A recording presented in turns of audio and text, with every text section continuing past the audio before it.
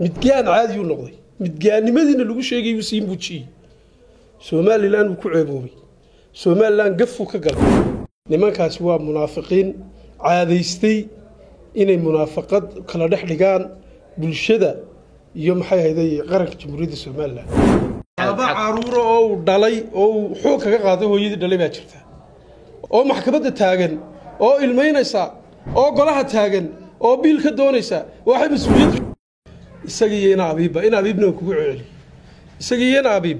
qaranka saayid bay ku yihiin maalin ay noqotaba fiilkooga waa la daba qaadi doonaa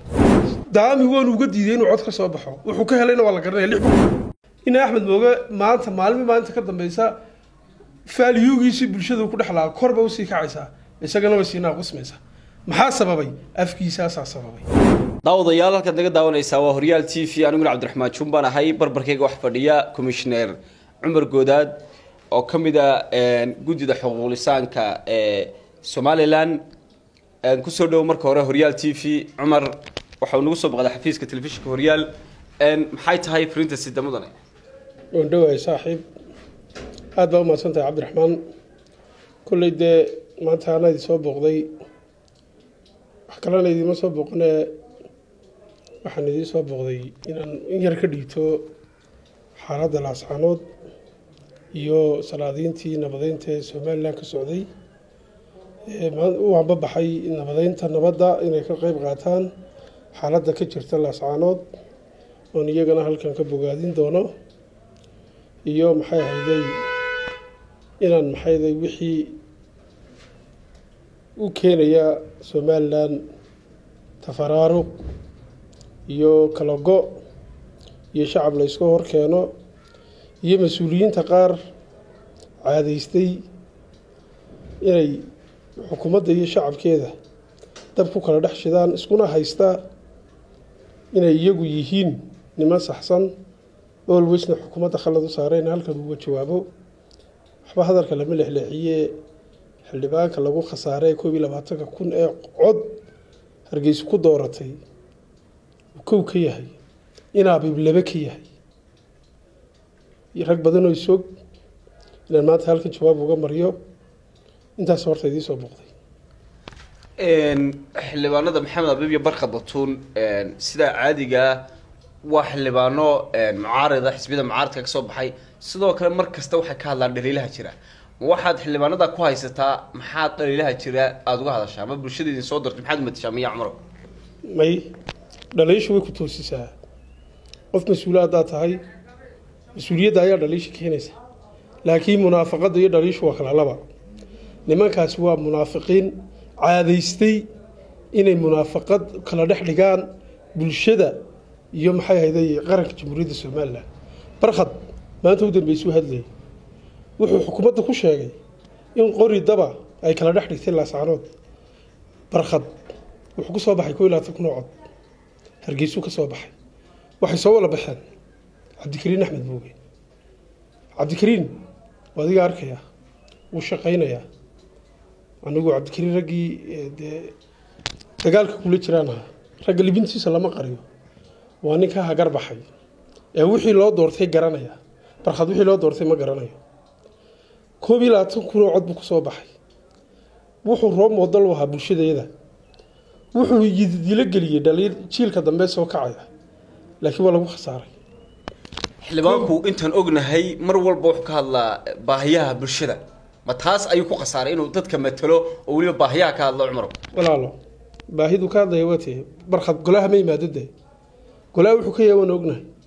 golaha maalin bii maadaama maanta la shir jirayd buu ka warqabta 22,000 cod loo soo doortay ee uu ahayd inuu ummadan u shaqeeyo dhex waxaado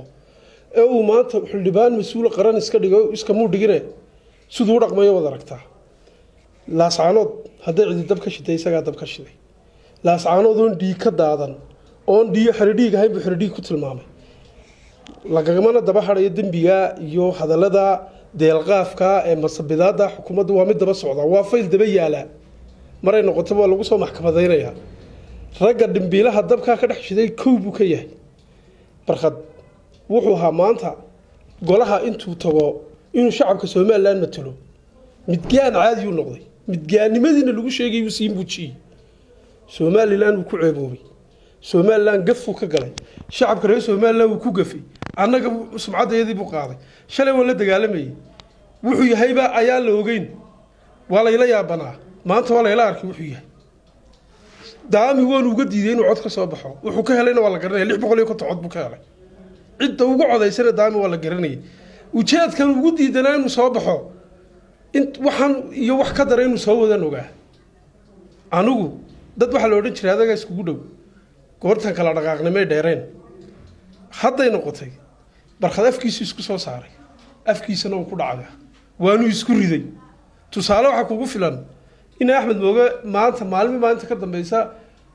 faaliyugiisi bulshada ku dhaxlaa korba u sii kacaysa isagana way siinaa qismaysa maxaa sababay afkiisa sababay afku isku soo saaray af xumo darteed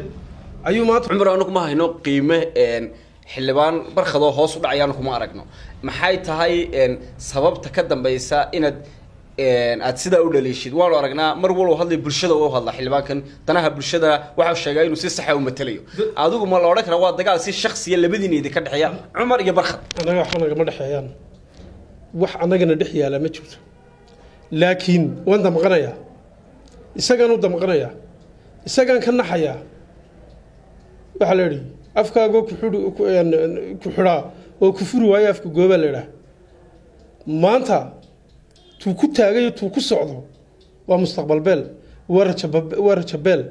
waranagu magacuuna qaban ogyahay caydu wayna qaban ogtahay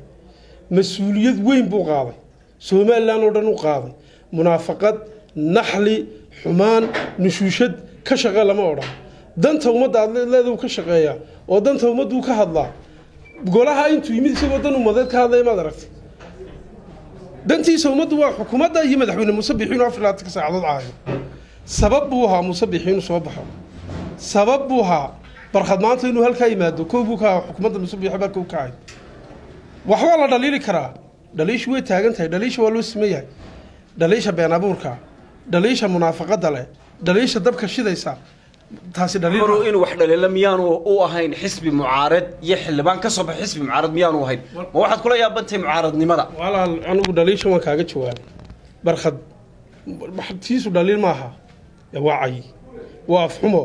waa kala qodqod waa kala dil waa godob intaba waan kuu sheegay isagii ina abiibna kugu celi isagii ina abiib qaranka saayid bay ku yihiin maalin ay noqotaba fiilkooga waa la daba qaadi doonaa maxamed abiib waxaan leeyahay maxamedow anigu rag saaxiibaan nahay wax badan baan ogahay dibadda soo dhigi maayo xuquuq baad ka hadashaa afar ilaa tagsa xuquuq baad ka hadashaa anna wax badan baan ogahay saasaan ni weyn ku ahay inaader waxay tahay waxaad og tahay war wax badan baan ogahay ninka mas'uuliyadda reerkiisu ka soo bilaabmataa mas'uuliyadda reerkiisu markuu ninku qaado ka soo baxo ayuu mas'uuliyadda qaranka iyo ummadda ba qaadaa maxaa abi ma la socotaa caruuro oo dhalay oo xoog kaga qaaday hooyadii dhalay baa jirta oo maxkamadda taagan oo ilmeynaysa oo golaha taagan oo biil ka doonaysa waxay mas'uuliyaddu sheeganayaan waxa weeyaan shalay hore wax laga dhaliilay inuu guri ka bixi lahaa amar diida maxkamadeed buu sameeyay tiriisuuraad lagu qaadi karay war xildhibaanka yaa idhi sharci ma qabto xildhibaanka yaa idhi waa faragaraysa ma geli karo dambi laguma xidhi karo wax badan baan ogahay وني هذا مسؤولية قادس. أنا كرارك سوا قف إمكا وأرمي قيس كيس جاركها ماها إلى كادش. دواب اللي يسود دعوني. أنا قا سو حقوق الإنسان ميه هو يدعونا سايتمد حقوق ذي المهة قدونا سايتمد الملقى قاعدين شيء سايتمد محكمة ذا يشرع يوم ربان نري وأفرنا تساعدون ويتاجن توالو يوري كرا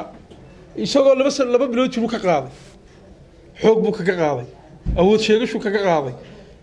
إلا أي مكان على لي المهاجم ماركي كرتيد كورن أنا عمر حقتها ما هي أنا كسينا يده أنا واحد كلامك كمان شقايو واحد كشقايا محكمة ذا وتاجن هاي أنت نيجي كبدن بنوجاي وأنا أقوله هاي غضغضين واحد بدن بنوجاي هو يدي وأقول أحد السين كرا لم بركض كسين كرا وهذا اللي كرسا والحقوق ذرادين يا واحد قرن كانوا كذا يا واحد تيسا كسب بلا بيسقنا مركز واحد كشق دليل كرا يجي كرا صاحبه أنا أقول لبضل نبى فريم بنو دريا مالب هذا القلاعة قريين هو قريه وأنا لا دبق هذا دونا أنا نبى نحيا ورادر بشدم بعد متلس بشدم بالله سلا الله قد يدو إلى هذا الوجه محموية وحكي لك على ما نقول daawadayaal intaa waxaan ugu yeedil waraysi gaar ah halkan kaga qaadaynay commissioner Cumar Goodaad oo ka tirsan hay'adda xuquuqul insaanka ee Somaliland waxa idin la socodsiinay aniga Cabdiraxmaan Jumba dhinaca kamarada Maxamuud bay naga caawinayeen inta waraysiga mid lamid ah kullu midna waxa idin leenahay sidaas iyo nabadgelyo sarifnaa boondari baa dhex jooga lambarka saadkaad ka sarifanaysaa waa 324 hadda waxaad doonaysaa inaad ii dahab ka sarifato 9324 ama booqa xarunta boodhari oo ku taala wadada madaxtooyada waxaana dhinaca galbeed ay ka xigtaa wasaaradda xanaanada xoolaha